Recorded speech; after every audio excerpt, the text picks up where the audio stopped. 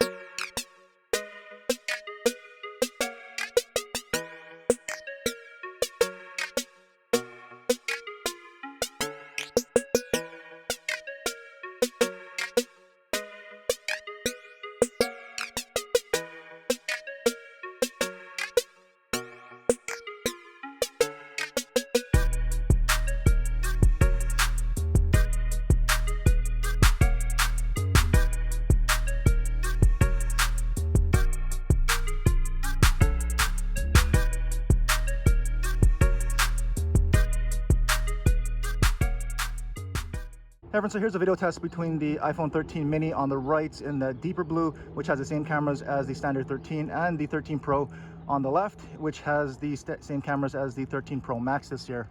So you can see they're both recording from the rear-facing cameras, and this is at 4K 30 frames per second, starting out with the ultra-wide angle camera on each here.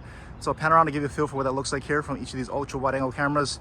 And the main difference on the ultra-wide this year between the non-Pro and Pro models is that they should be better in low light. It has a wider aperture. So in this daytime footage, they should probably look pretty close, if not identical. And I'll test the exposure as I pan down. Sometimes it blows out the sky when I pan down and pan back up. Looks pretty good there. And so let's move into the main lens. So they're on the 13 and on the 13 Pro. And let's pan down and pan back up. If anything, I'm noticing more of a warmer temperature on the 13 Pro, but that could just be the display differences, not necessarily the footage. So let me know what you're seeing here. I'll pan over to the right and we'll test zoom there out on that cell tower.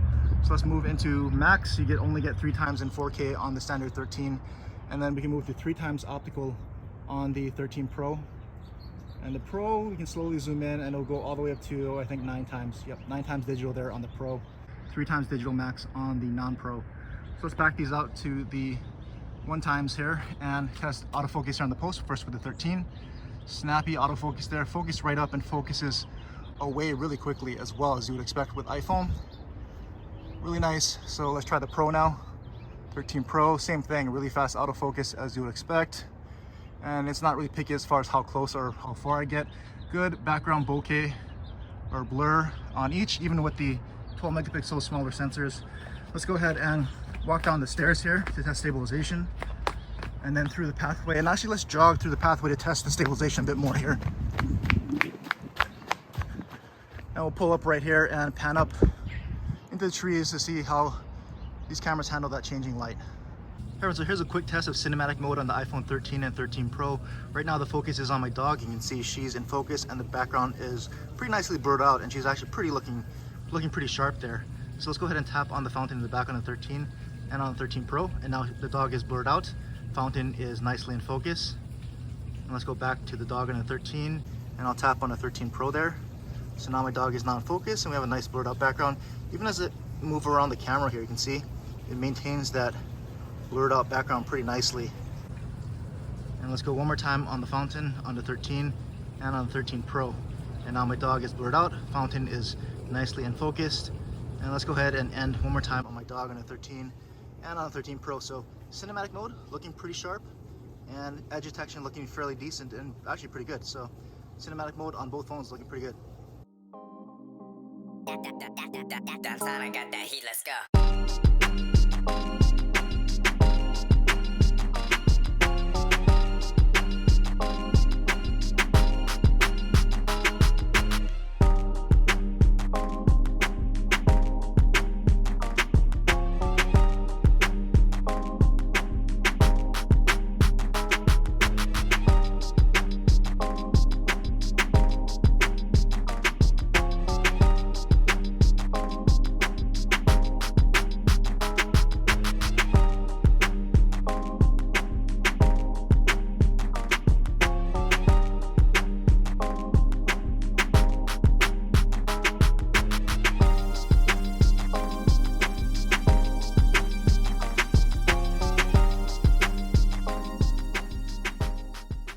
So this will be a front-facing camera test with the standard 13 on the right and iPhone 13 Pro there on the left. You can see they're both recording from the front-facing cameras there. This is at 4K 30 frames per second, and the front-facing cameras can both record up to 60 frames per second, but this overall comparison will go out at 30 frames. In case you're wondering, I'm just trying to keep the frame rates the same here.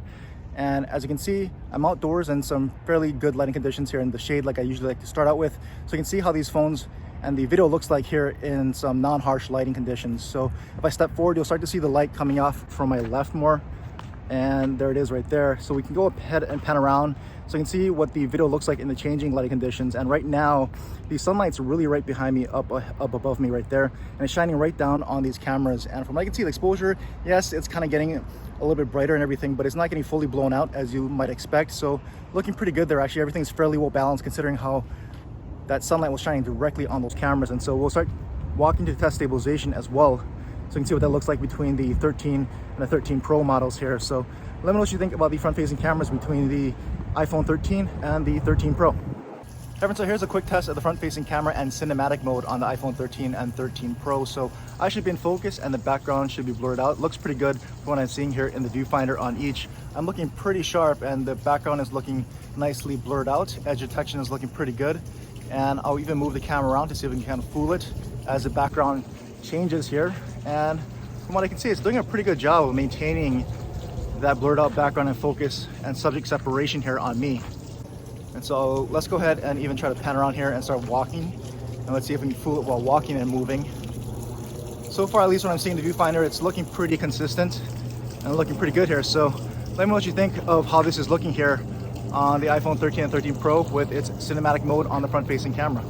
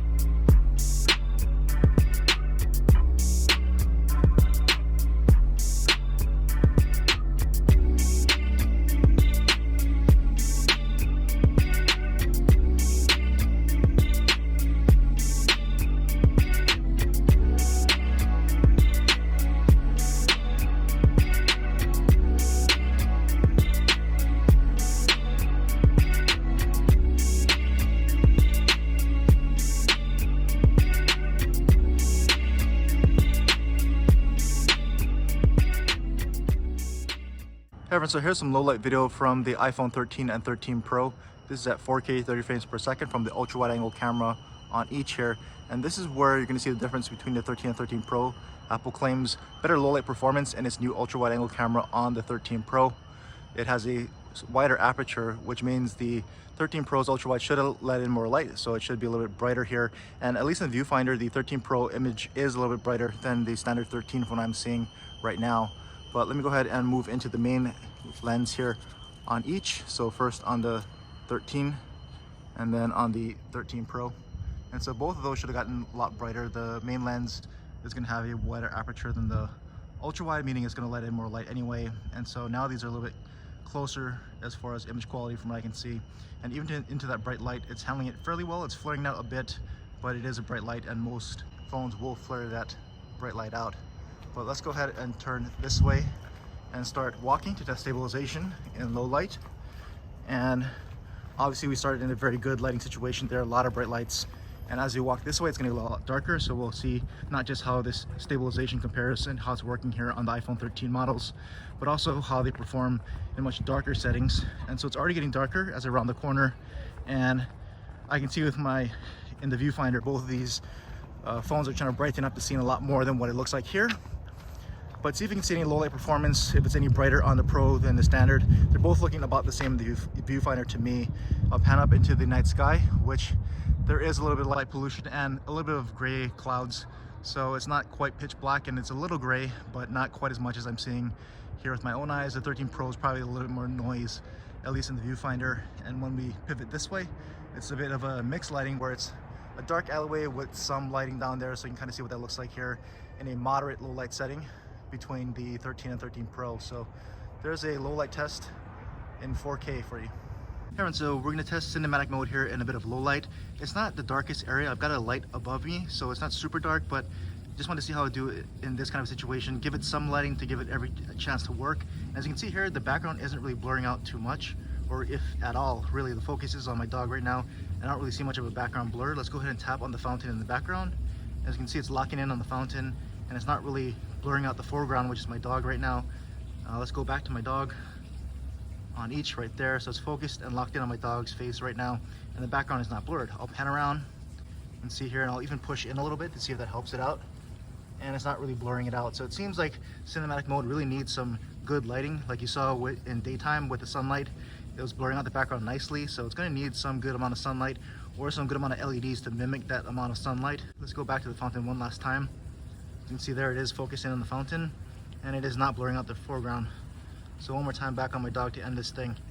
And clearly this is going to need some much better natural lighting here for cinematic mode to really optimally work, even with a pretty good street light above me in this situation here. So there you go, low light cinematic test on the iPhone 13 and 13 Pro.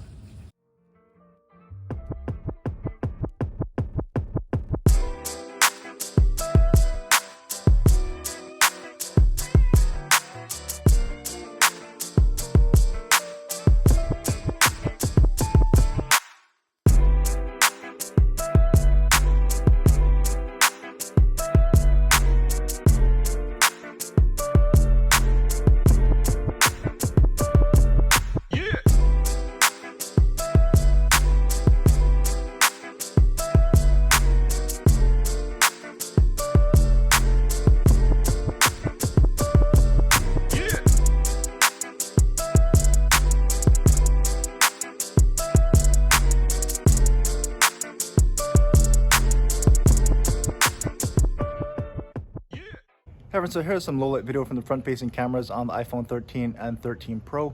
This is being shot at 4K 30 frames per second, and obviously we're outdoors in some pretty ideal lighting conditions here, but I want to give you a feel for what these cameras can do in some optimal lighting in a bit of a low light scenario. So as you can see, there's a bunch of lights to the left and to the right of me, as well as that really bright street light behind me. So you can see how the front facing cameras are handling those bright lights right now. But I'll go ahead and start walking to test stabilization as well, so you can see what that looks like here between the 13 and 13 Pro. And we'll also be walking over to a darker area, so you can see how these front facing cameras perform in a little bit tougher lighting condition here, a little bit darker situation.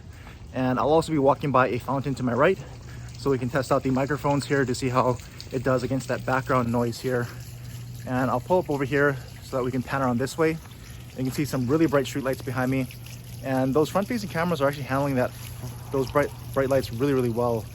Those are some really bright street lights, and they're not flooding them out too badly from what I can see here. So let's actually get back into this darker area so we can see what that looks like here side by side.